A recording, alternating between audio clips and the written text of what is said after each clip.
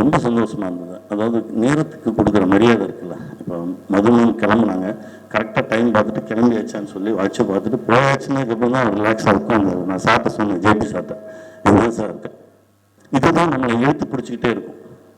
எங்கே போனாலும் 10 நிமிஷம் முன்னாடி போகணும் அப்படின்னு என் குருநாதர் சொல்லுவார். அந்த 10 நிமிஷம் முன்னாடி போனதான் என் வாழ்க்கையே மாற்றுச்சு. நாடோடிகள் கதை சொல்ல போகிறேன். 10 மணிக்கு எனக்கு நேரம் கொடுத்துருக்காங்க. 9:45 போயிட்டு நான் கீழே இருந்து ஒரு மெசேஜ் பண்ணுறேன், சார் நான் வந்துட்டேன், இன்னும் 10 நிமிஷத்துக்கு மேலே வந்துடுறேன் அப்படின்னு.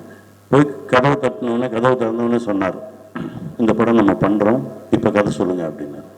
என்னங்க கதையை கேட்கல அப்படின்னு. இல்லை, நான் இது வரைக்கும் 40 பேர்கிட்ட கேட்டிருக்கேன், யாருமே சொன்ன நேரத்துக்கு வரல, நீ ஒருத்தன் தான் 10 நிமிஷம் முன்னாடி வந்து, அதனால அந்த படத்தை நான் பண்ணுறேன் அப்படின்னு. அந்த நேரத்துக்கு மரியாதை கொடுக்குறவங்க பார்க்கும்போது எனக்கு அவ்வளோ பிடிக்கும். அப்படிதான் நான் சாரை பார்த்தேன். என் குருநாதரோட வேற ஒரு உருவமாக தான் பார்க்குறேன். ரொம்ப சந்தோஷம் சார். இந்த படம் மிகப்பெரிய வெற்றி பெறும்.